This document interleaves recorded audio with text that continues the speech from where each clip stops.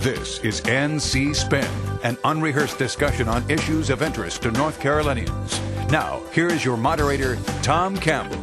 Welcome. You've heard and read the spin the media and the politicians have put on the issues of the day.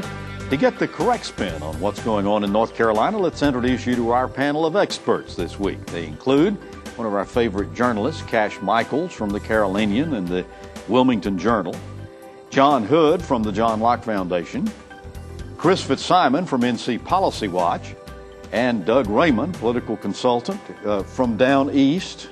Is that okay? It's okay with you, but I'll take heat for it at home. Your down east is different than our down east. I see. Down east is actually the barrier islands. Yeah. Parker's Island and the sorts. I'll have to change that. This week we're going to talk about three big concerns in our state: the concerns over how our Department of Health and Human Services is being run, the politics of vetoes, and why enrollments are declining at our historically black universities. And we're going to ask our panelists to end the show by telling us something we don't know. We've got a full docket, so let's get started. In less than 10 days, enrollment begins for subsidized health insurance under the Affordable Care Act, and there's a growing movement in Congress to delay or defund Obamacare, as it's known. While we try to learn more about how that might affect us, we're also struggling to understand what's going on within the Department of Health and Human Services. Despite what Governor McCrory said last week on our show, Secretary Aldana Vaush and her department are being criticized on many fronts, especially for slow payments to welfare recipients and medical care providers, as well as for salaries and hiring decisions within her department. Chris, DHHS is a very large, very complex department that spends billions of dollars each year. But you've been very critical of this agency. Tell us your biggest concerns with how it's being run. Well, I disagree with a lot of the positions that the governor and the secretary have taken, but I think that's not what's the most important thing to talk about right now. I think there is serious questions about the ability of Secretary Vaush to run that department. We've had a series of mistakes, everything from making a 24-year-old former campaign worker with an English degree the chief policy advisor in the most complicated department in state government, to the secretary herself saying Insurance Commissioner Wayne Goodwin was the reason we didn't expand Medicaid when it was the governor of the General Assembly's decision. I could go on and on with the misstatements. You mentioned the NC FAFSA program, the NC TRACS program. Some Republicans are saying it's Governor Perdue's fault. At some point, this governor's been in office 9 months. They rolled out the programs. They should have had them ready. If they didn't, they should have told us they weren't ready. They should have delayed them. So there's a lot of mismanagement, a lot of misstatements, and I'm frankly wondering if people of North Carolina can have any confidence in the folks who are running that department. John, I want to follow up on a question of what Chris said. Okay, Governor said last week, hey, cut me some slack. We've only been in office 8 months. It was broke when we got here. At some point in time, however, I wrote a column this week saying at some point in time, they've got to own this situation. They've got to own what's going on with DHHS. How long is it reasonable to give this administration before we say, these aren't the Democrats' problems anymore, these are the problems they've got? Well, I think it depends upon the issue. Chris mentioned several things that you couldn't possibly attribute to Governor Perdue because they're decisions, personnel decisions or misstatements or whatever that happened in the last few months. That you couldn't possibly attribute to somebody else. On the other hand, the big ticket items going on in HHS, like the computer systems for public assistance and for Medicaid, those really were inherited. In fact, not just from Perdue, but from Easley, and even in one case from Hunt. That's how long some of those projects have been in the pipeline. Eventually, even that is going to have to be managed or not managed effectively by the McCrory administration. But some of the things that have gotten the media attention, which are fairly small amounts of money, but people can understand them and latch onto them, you can't really blame anybody else for that. But the big issues facing the department having to do with Medicaid and its out-of-control spending and the computer system for Medicaid and for public assistance and Medicaid reform, those are issues they really did inherit, and it is going to take longer for the McCrory administration to get their hands around. Doug, last week on the show, Governor McCrory said that he thought Secretary Vaush was doing an absolutely wonderful job. What's your evaluation? Well, I mean, I don't know enough about the inner workings of that department to know if she's doing a wonderful job. I agree with John that I think some of the problems that you mentioned at the top, as far as the way the disbursements were getting out and slow and things like that, that would be happening, I think, no matter who was the governor. But there's definitely been some missteps in there as far as hiring and some of the salaries and things that I think if hindsight was 20/20 and he could go back and change it, he would. But I think that's just a case of the governor doing what he should do. He's protecting his cabinet people and trying to take a little of the heat off it, because she definitely has been under fire. Cash, Senator Martin Nesbitt, and to some extent Senator Phil Berger also say that people not getting their Medicaid, they get their food stamp money, is just deplorable and unexcusable. So far as it goes, Berger says the Senate's going to get involved. What do you expect him to do here? Anything? Well, you know, when you have lawmakers calling for investigations in your department, your state department, and your state department is, I think, the biggest in state government, then I think you have a problem. Chris talks about a lack of public confidence. Well, we have a lack of legislative confidence now, because the secretary is making both the governor and the legislature look bad. And, you know, you talk about some of these problems from Hunt administration, Easley, and Perdue. Well, I think they may have put Band-Aids on those problems, but when this administration came in, they ripped the Band-Aid off. And you know what happens when you bleed again. And folks are getting their payments on time prior to this administration coming in. So, you know, she's embarrassing enough people in state, in the legislature and in the executive mansion for them to want to take a look. We got a few seconds left in this topic, and I want to get on the subject of Obamacare and the health insurance exchanges. There are a lot of Republicans, particularly, that are saying that we either need to delay or defund Obamacare. The health insurance exchanges are supposed to begin October 1. We really only have one statewide company that is offering these exchanges.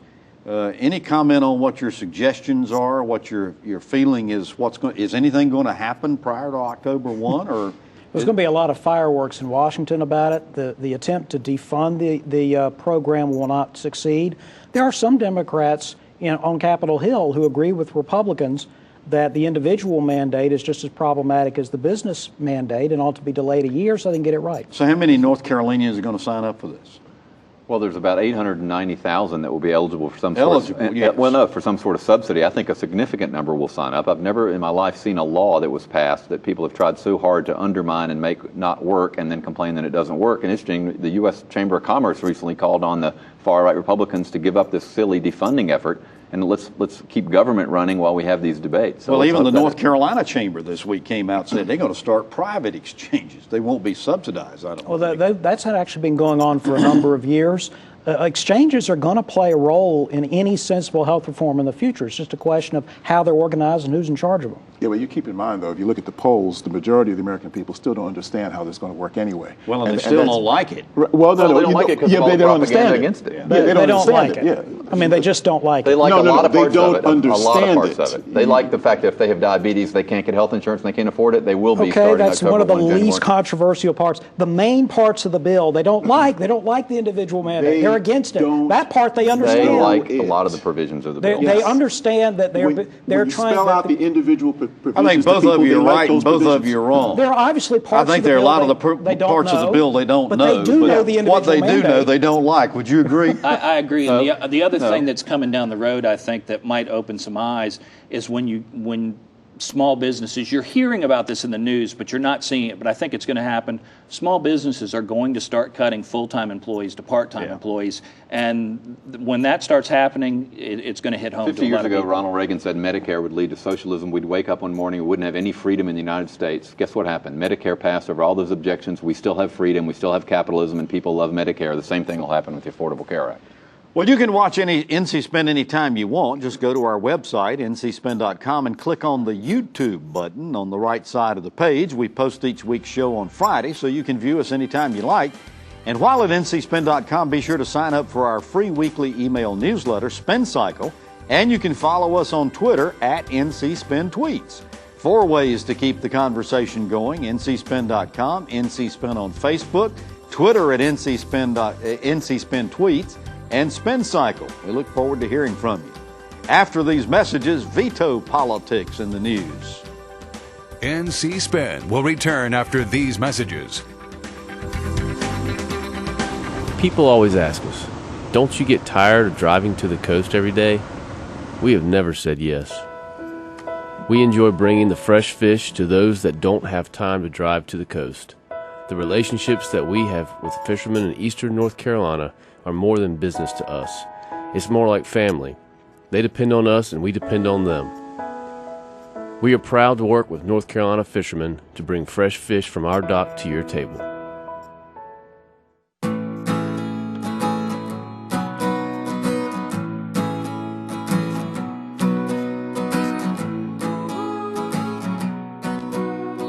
The best part about being a member of a Touchstone Energy cooperative is that it's your Touchstone Energy cooperative. Learn more about the power of your co-op membership at togetherwesave.com. North Carolina's Touchstone Energy Cooperatives, looking out for you. We now return to NC Span. Observers of state politics feel like they've been watching a political tennis match this past month or so. Out of more than 300 bills passed by the legislature, Governor McCrory vetoed 2. The legislature didn't take kindly to that and volleyed back McCrory's backhand vetoes. They came to Raleigh and voted to override them. Then McCrory gave his best serve, pledging not to enforce one of the overridden bills, also announcing he'd issued an executive order to change legislation passed regarding trash trucks. Lawmakers aren't happy, calling these actions line item vetoes not allowed by our Constitution. John, continuing this very weak tennis metaphor, the ball is now in the legislators' court. What are they going to do? Well, there isn't a lot of love, to continue the metaphor a little bit further. Look, the governor chose... I call that a foot fault. Okay, enough. It is possible there was a political strategy. The political strategy was the governor is going to triangulate. He's going to distinguish himself from the General Assembly and from the leadership of the General Assembly and suggest that he's somewhere in between the Democrats and Republicans, or something like that. And maybe that strategy would work in certain situations, but he chose a couple of issues where it just didn't fly. For example, he vetoed a bill that, whatever you think of its merits, is extremely popular, which is requiring some potential welfare recipients to take drug tests. I think there could be legitimate concerns about its cost versus its benefits, but the fact of the matter is you weren't going to gain anything politically by vetoing it and then having your veto overridden. So I think there was a fundamental strategic problem, and unfortunately I think he compounded it for himself by expressing an unwillingness to enforce a law that has been passed. I think the legislature is going to not take kindly to future McCrory administration initiatives as long as the governor continues to engage Cash, in this is this way. just power play politics going on between there's a natural tension between the legislative and the executive branches. Is that what's happening here? There's no question. A year from now, when the legislature gets back into session, he's been in office over a year as governor, the question's going to be, and don't forget, there's going to be new leadership when they reconvene in the House, and possibly even the Senate. Exactly. So he's going to have some new people to go after as well. Where is he going to be? Right now, he looks awfully weak and meek, and there's very little he can do on his own as chief executive to build himself up by that time. The only thing that can help him, and I mean this seriously, is a natural disaster. How he comes off as a leader in this. You laugh, but I'm being serious. What else is there that the legislature has nothing to do where he can come off being a true leader? That's the only thing that can help him if we get hit by a hurricane. Doug, I want to take the point that many of the legislators are making, and that is that what he's doing with these executive orders is essentially a line item veto, which is prohibited by our state constitution.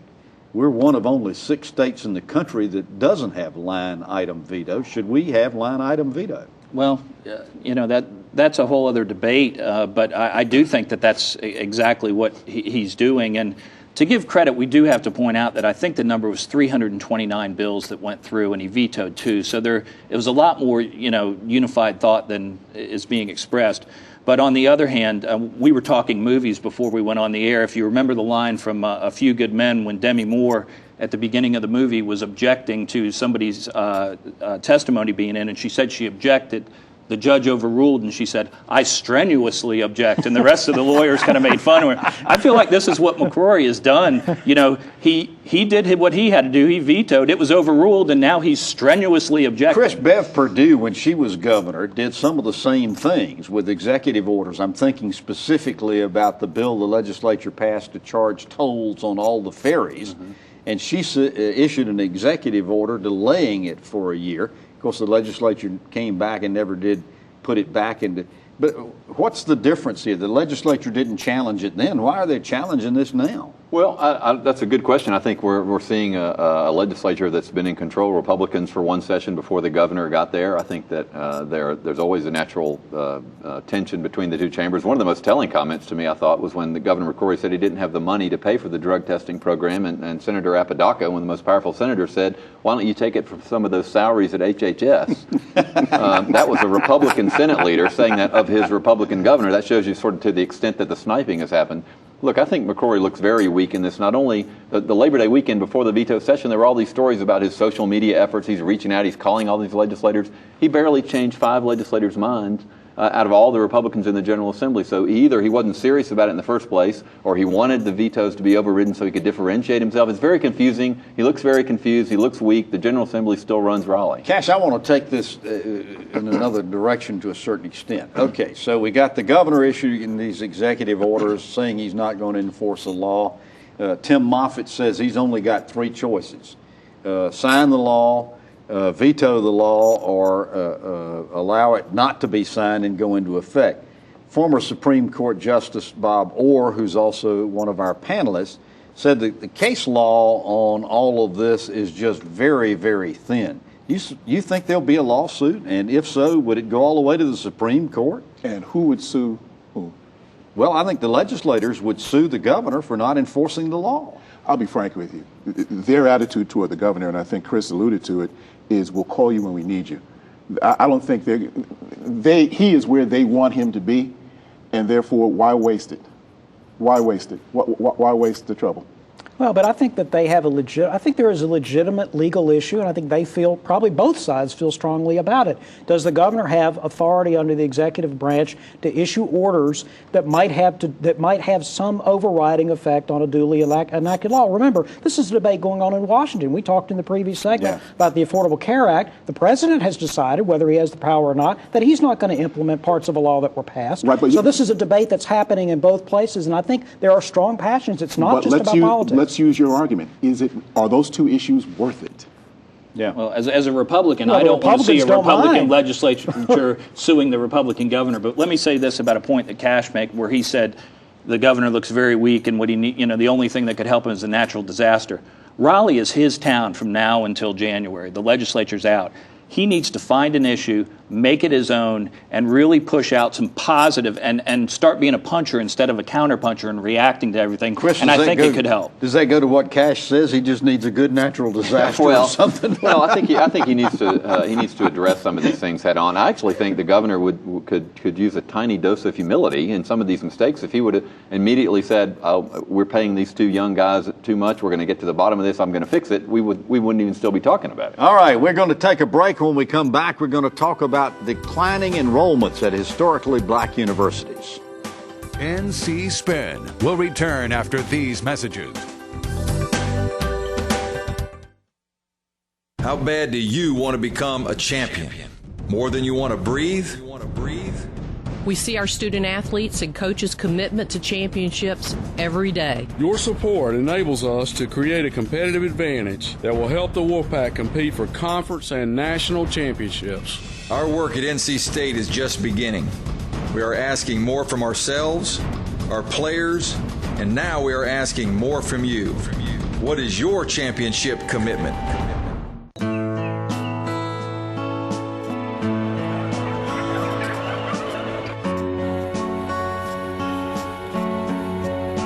It's true. Farming is different than it was 50 years ago. We know consumers have questions about how our food is grown today. North Carolina livestock farmers want you to know that they're using the most responsible and caring farming practices to feed our state. NCAnimalag.com. The North Carolina Medical Society is committed to a healthier North Carolina. We feel as an organization representing over 14,000 physicians that we have a responsibility and an obligation to help our citizens become more healthy. And by doing this, we want to help educate them about ways in which they need to keep themselves healthy through good nutrition, exercise, and maintaining a healthy lifestyle. These ingredients will help not only individual citizens become and maintain a healthier outlook on their lives, but also help contribute to having a healthier state. We now return to NC Spin. We've talked before on this show about how budget cuts have been made to the UNC system over the past few years. Adding to those budget problems are declining enrollments in historically black universities. And the UNC Board of Governors has been having conversations about allowing out-of-state enrollment caps to be raised for these schools. Cash, we're told the primary reasons that their enrollment's declining at historically black universities is because entrance requirements have been raised, and those meeting the higher standards could and are choosing to go to other universities. What's your reaction to this? Keep in mind that historically black colleges were founded for the express purposes of taking young people who otherwise could not make it in college and doing something, strong with them. As a result, we have lots of doctors, lawyers, professionals, people in the military as a result of what historically black colleges have done. You have people on this staff who have gone to historically black colleges. Having said that, it's not only been the raising of the academic standards, which has in effect discounted a lot of students, but also the change in federal loan law, the Parents Plus program, has now made it more difficult for students, black students in particular, to be able to get that bridge money they need with all the grants and aid they get. They may need $2,000 or $3,000. They normally got it from this federal loan program. That program now has much more stringent standards, and as a result, there are upwards of 600 students, for instance, at NC Central who had to drop out because they weren't able to get that kind of money. John, I want to toss this to you. We've got now a Republican-controlled and dominated UNC Board of Governors. At least one of those members of the Board of Governors is suggesting that we need to consolidate some of these historically black universities so that the opportunity can be there, but it would be for fewer schools. What's your take on that? My take is that if there are consolidation opportunities, they wouldn't be closing campuses, but maybe merging some of the four-year schools with two-year schools in the same place. Other states have already done this in several places where they had declining enrollment. They took a community college and a state university that were nearby. I'm thinking about Elizabeth City State University with College of Albemarle. So the notion where they're going to go and they're going to start shutting down UNC campuses is unrealistic, and I'm not even sure that would really be wise fiscally. I think a smarter move would be to look for synergies, and in places, regardless of what the cause is, in places where enrollment is weak, perhaps they ought to look at that out-of-state. Doug, there are a lot of people who are saying we really aren't comparing apples to apples here so far as the historically black colleges with the rest of the schools, because the legislature never has funded them on par with the other schools in the system. How do you react to that? I would have to say I haven't looked into that, but I have looked into, a few months ago I wrote an article that I'm glad to see that they're raising standards, because across the board, not just in historically black colleges, we have too many people that are entering four-year colleges in North Carolina that have no business being there, that they haven't shown the academic aptitude to be there, and it's costing the state of North Carolina $170 million a year. Chris, I got 20 seconds left in this segment. If we raise the enrollment cap at these historically black universities, does this solve the financial problems for them? It may solve it in the short run, and I hope that the enrollment would come back in North Carolina. But you hit on something. When I was in Dan Blue's office as Speaker of the House, the funding disparity historically between historically black colleges and the rest of the university system was shocking. We had kids going to school in dorms with mold and never did anything about it. All right. After this break, we're going to ask our panelists to tell us something we don't know. NC Spin is brought to you in part by the North Carolina Farm Bureau. The Farm Bureau and Agriculture. We keep North Carolina growing. Are you a woman who invests a lot of time and energy in your family and career? Wouldn't you love a day just for you? Join us Friday, October 18th at the beautiful Raffaldini Vineyards and Winery for the FabU Academy Fall Women's Retreat. For registration and more details, visit 40plusandfab.com/retreat. North Carolina is a great place to live, work, and raise a family, but we consistently rank in the bottom third for state health. Poor health choices and inactivity cost our state $54 billion a year, dollars that could be saved through healthier living. We can do better, North Carolina. That's why NC Spin is working with health and community organizations to launch a Healthier NC, an education campaign and challenge to live healthier lives. Join us at ahealthierNC.com. One of my favorite parts of our show is when we ask our panelists to tell us something we don't know. They get to choose a topic and sound off on it for a few seconds. John Hood, I'll start with you. Tell us something we don't know. Tom, North Carolina has added about 70,000 net new jobs in the last year, but only 3,000 of those are in manufacturing, which was a traditional mainstay of our employment base. But manufacturing is increasing as a share of North Carolina's economy. We just haven't added positions because factories have become more productive. But if that trend continues, you'll see larger manufacturing job gains in 2014. Cash.